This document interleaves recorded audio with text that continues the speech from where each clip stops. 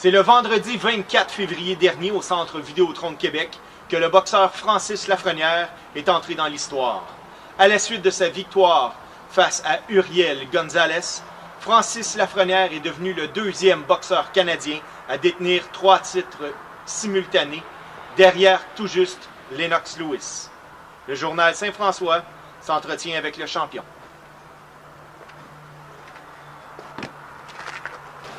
Le juge Roussel remet une carte de pointage de 96-95 Gonzalez. Judge Roussel scores this contest 96-95 Gonzalez. Le juge D.Y. Saki remet une carte de 98-92 Lafrenière. Judge D.Y. Saki scores it 98-92 Lafrenière. On s'en va vers une décision partagée. Et le juge Gauthier remet une carte de pointage de 96-94. Judge Gauthier scores this contest 96-94 in favor of the winner by split decision. Le gagnant par décision partagée. Toujours champion IBF international et nouveau champion NABO des poids moyens. Still IBF International Middleweight Champion and new NABO Middleweight Champion, Francis Lafrenière. Francis Lafrenière, merci de nous accueillir chez toi au club de boxe Lafrenière à Saint-Clet. Francis, 3 jours après le combat, comment ça va? Ça va super bien. La pression a descendu. Bien content. J'ai répondu à tout le monde sur les réseaux sociaux, les messages textes. Plein de beaux mots. La famille, les amis. Très, très heureux. Ça va super bien.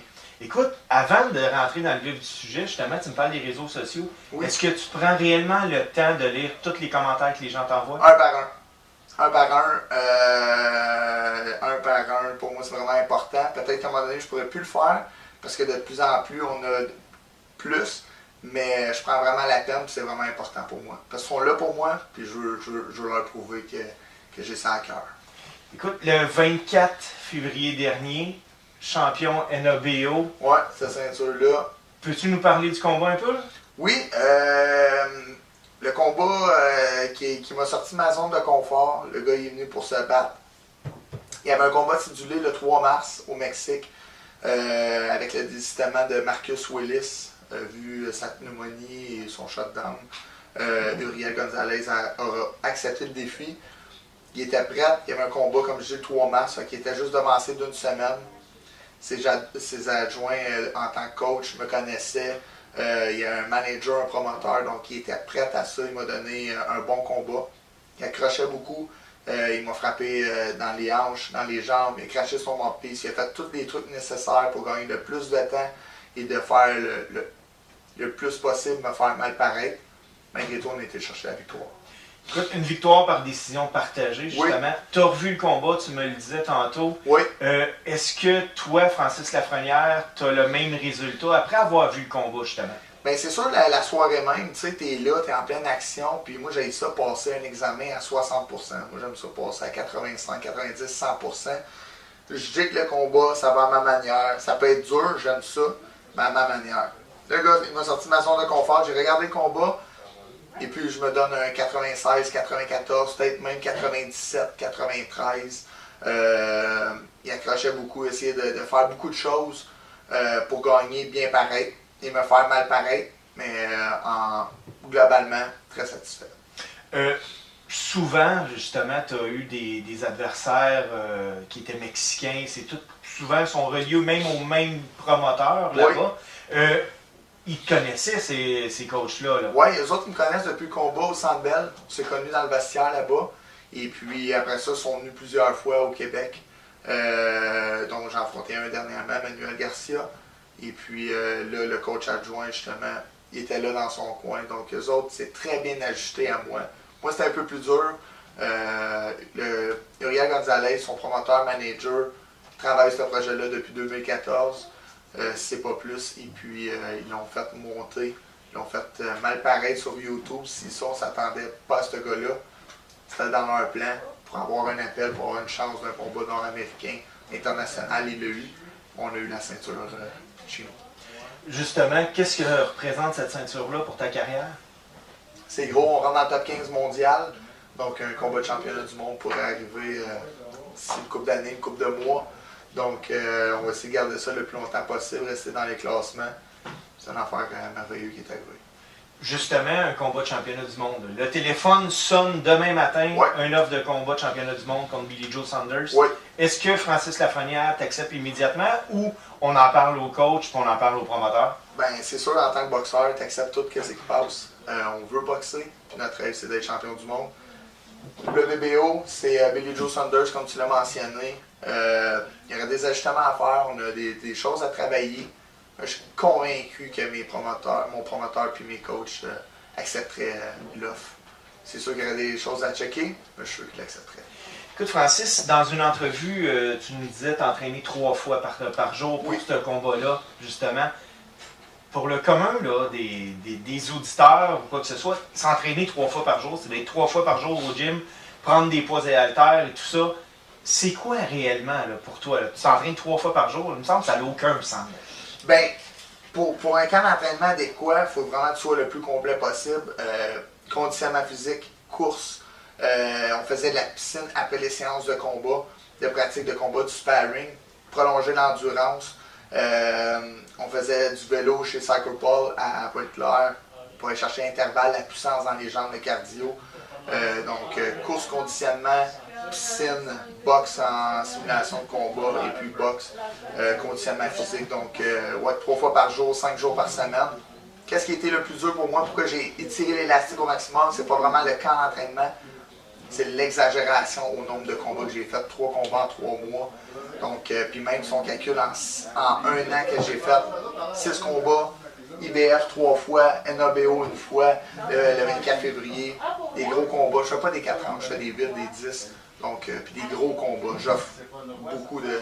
C'est quand même assez spectaculaire, donc très dur sur le corps. Francis, tu es le champion du peuple, le People Champ.